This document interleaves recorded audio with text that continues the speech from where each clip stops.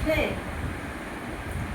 দাদারাই বেরালো এবং পরে আমি বিস্তারিতভাবে বলবো। দেখে নাও আমার দাদা কি করে যাচ্ছে। টাটা। বলো আর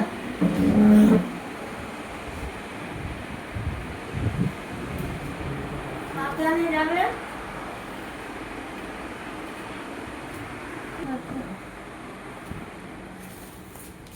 কোথাও যাস না?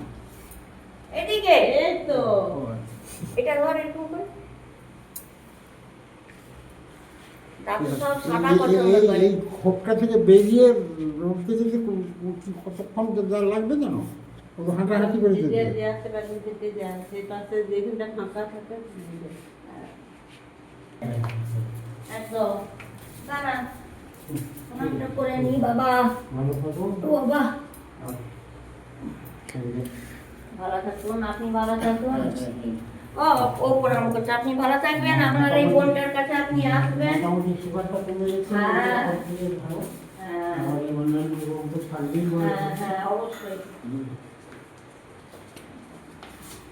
এই তো সামনে, এবারে চলে আসবেন। আচ্ছা ঠিক আছে। আমি তো আছি, একদম চিন্তা করবেন না।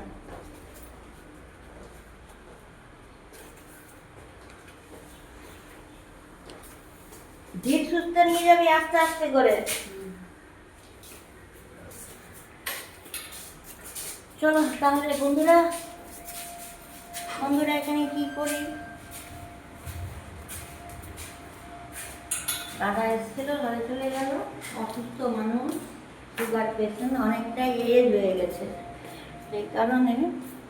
আর সুগারে একদম 11th আওয়ার চলছে।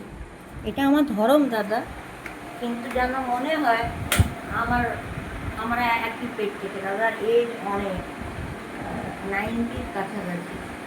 এসেছিল তো, যাই হোক তোমাদের